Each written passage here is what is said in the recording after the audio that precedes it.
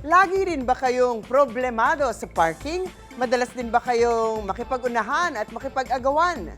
Ingat lang, baka mauwi yan sa hindi magandang kahihinatnan.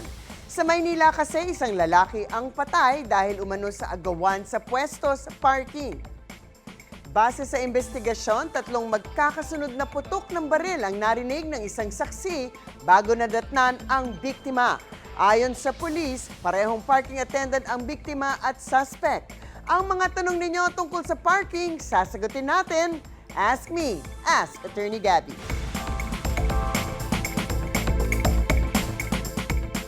Attorney, nadadalas itong mga balita tungkol sa parking. Merong nagbantay ng parking space kahit wala pang sasakyan. At ito nga, agawan sa pwesto sa parking na nauwi sa patayan.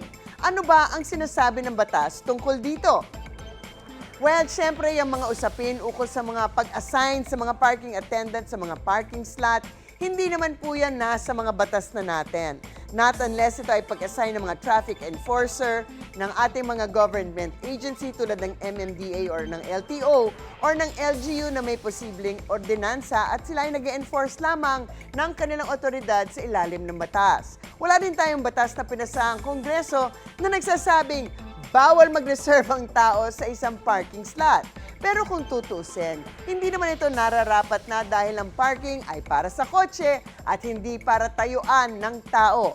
At para sa maayos na pamamalakad, dapat naman talaga first come, first served lamang ito.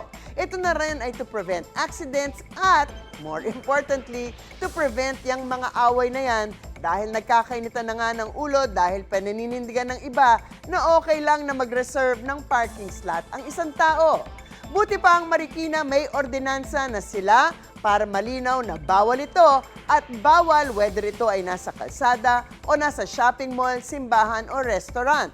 Ang nasa batas po lamang natin ukol sa parking ay yung mga regulasyon tulad na bawal ang parking sa intersection, sa pedestrian lane within 4 meters of a fire hydrant or fire station at syempre sa tapat ng driveway ng mga tao at ng mga gusali.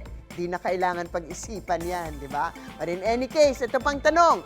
Attorney, meron din naman mga problema sa parking katulad ng ginagawang parking ng private establishment ang public parking. Ano naman ang habol kapag ganito? Well, definitely hindi naman dapat inaangkin ang hindi nila pagmamay-ari.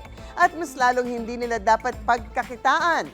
Pag ito ay public space, ang pamahalaan natin ang dapat mag-regulate ukol dito.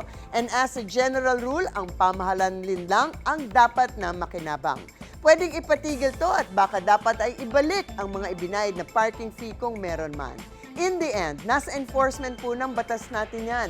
Ang problema kasi nagkukulang tayo sa pagpapatupad ng batas, kaya't laganap hanggang ngayon ang mga illegal parking.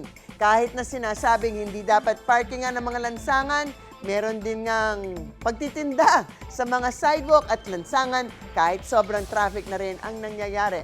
Of course, depende sa ordinansa at sa pagkilos ng LGU at ng ating mga enforcer. Baka maklamp ang mga gulong ninyo, matawang sasakyan o makumpiska ang inyong mga paninda. Dahil alam po nating bawal, wag na po sana natin gawin.